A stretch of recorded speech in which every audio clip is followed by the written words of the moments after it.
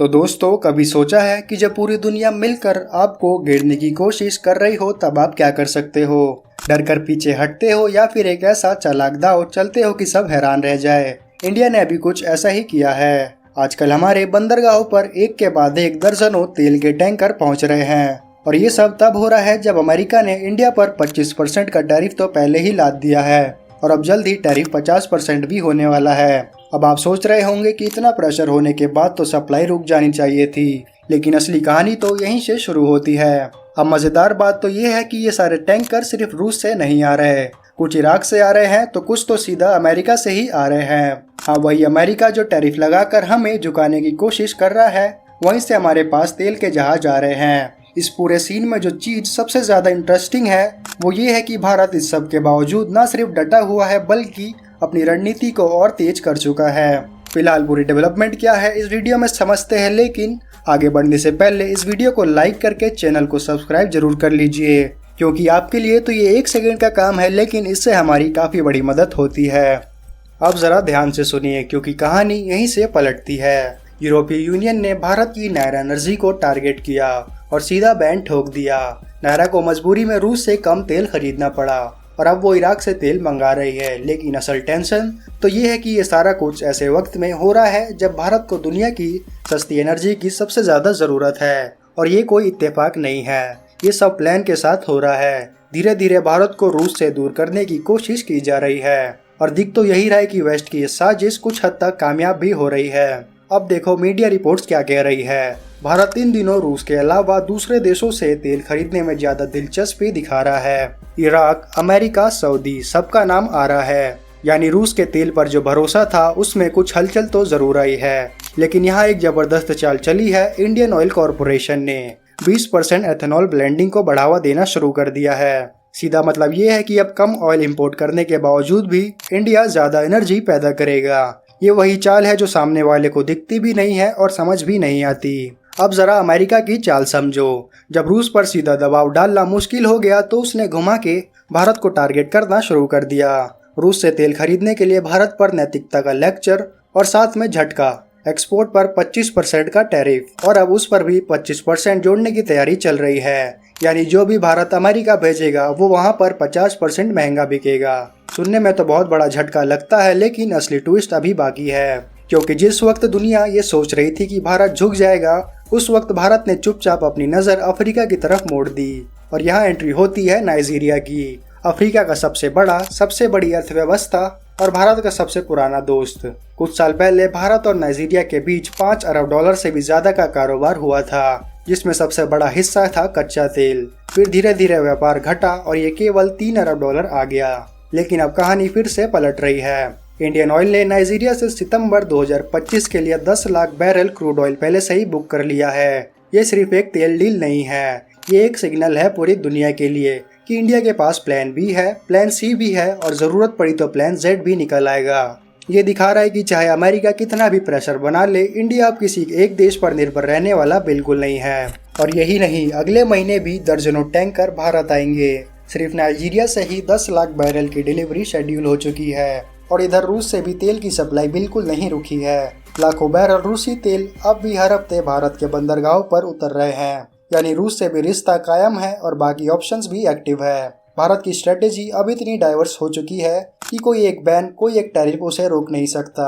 अब जरा अमेरिका के टैरिफ का असर समझो। इंडिया टुडे की रिपोर्ट्स कहती है कि अमेरिका के इन टैरिफ का इंडिया की इकोनॉमी पर असर कितना पड़ा है। सिर्फ 1.87% हमारे निर्यात पर और जीडीपी पर सिर्फ 0.19% का असर। मतलब ये है कि जितना दिखाया जा रहा है, असल में झटका उतना बड़ा बिल्कुल नहीं है। इंडिया इस प्रेशर को आराम से झेल सकता है और यही बात अमेरिका को सबसे ज्यादा चुभ रही है कि भारत अभी तक झुका नहीं है। अब जो लोग ये सोच रहे हैं कि ये बस ऑयल डील है, उन्हें पता होना चाहिए कि नाइजीरिया से हमारा रिश्ता अब सिर्फ एनर्जी तक सीमित नहीं रहने वाला।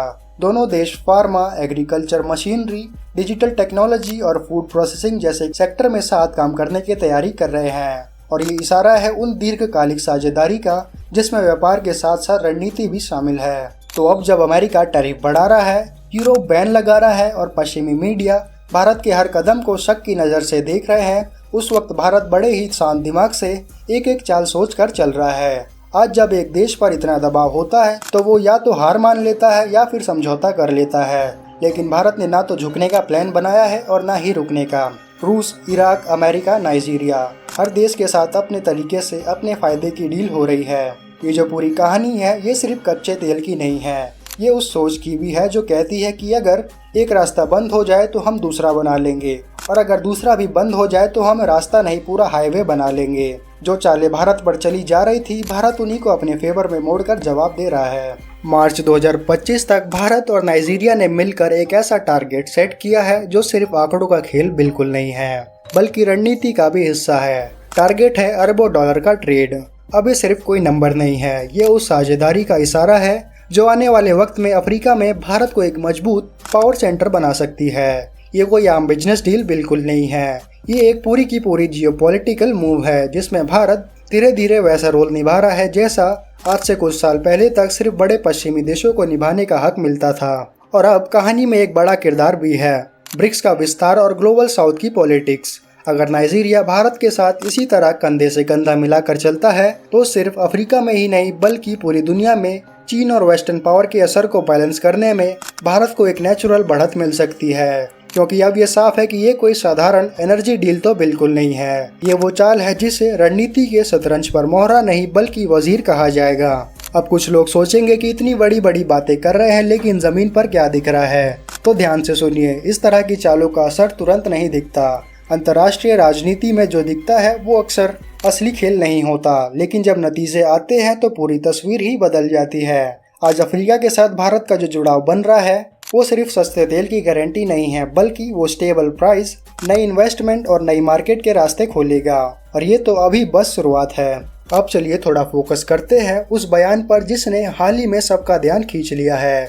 अमेरिका के भीतर से सेनेटर लिंडसे ग्राहम ने एक चौंकाने वाली अपील की है कि भारत को अब रूस यूक्रेन युद्ध खत्म करने के लिए एक्टिव रोल निभाना चाहिए। उन्होंने कहा कि अगर भारत राष्ट्रपति पुतिन को मनाकर इस युद्ध को रोकने में मदद करता है तो ये भारत अमेरिका रिश्ते के लिए सबसे बड़ा कदम होगा।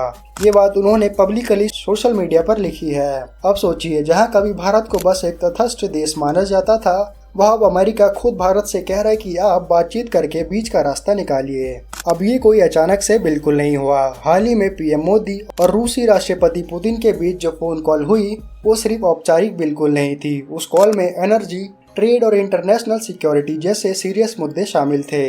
यानी भारत अब सिर्फ एक खरीदार नहीं रहा और ना ही सिर्फ एक सप्लायर बना पड़ा है। अब भारत खुद एक डील मेकर की तरह ग्लोबल लेवल पर पोजीशन कर रहा है। और इसी बीच जब हम भारत के नए नए देशों के साथ हो रहे डील्स की बातचीत करते हैं तो एक नाम और सामने आता है, ओमान। अब अगर आप मैप खोल कर देखें तो भारत के पास ही अरब सागर में ओमान बसा हुआ है और उसके साथ भारत की फ्री ट्रेड एग्रीमेंट अब लगभग फाइनल स्टेज पर है। ये कोई नई खबर तो बिल्कुल नहीं है, क्योंकि 2023 से ही इस पर बातचीत चल रही थी, लेकिन अब जाकर दोनों देश इस एग्रीमेंट को साइन करने के बिल्कुल करीब पहुंच चुके हैं। और ये सिर्फ एक ट्रेड डील तो बिल्कुल नहीं है। ओमान के जरिए भारत को मिडल ईस्ट के बाकी हिस्सों तक ज्यादा आसान और सस्ता एक्सेस मिलेगा। इसका असर भारत के एक्सपोर्ट पर, शिपिंग टाइमिंग पर और प्राइस कॉम्पिटिटिवनेस पर पड़ेगा। यानी हर दिशा में भारत अपने लिए रास्ते बना रहा है, और वो भी ऐसे टाइम पर जब कई देश सर्वाइवल मोड पर जी रहे हैं। बाकी अब ये पूरी कहानी आपके सामने है। भारत की अफ्रीका से बढ़ती दोस्ती, ब्रिक्स और ग्लोबल साउथ में उसकी भूमिका, एथेनॉल ब्लेंडिंग से होती हुई किसानों की आमदनी तक, और फिर अमेरिका से लेकर ओमान तक बनते रिश्ते। अब आप बताइए, क्या आपको लगता है कि भारत का ये रास्ता सही है? अपनी राय कमेंट में ज़रूर बताएं। और अगर आपको ये वीडियो जानकारीपूर्ण लगा हो तो एक लाइक करके अपने दोस्तों के साथ शेयर ज़रूर करें।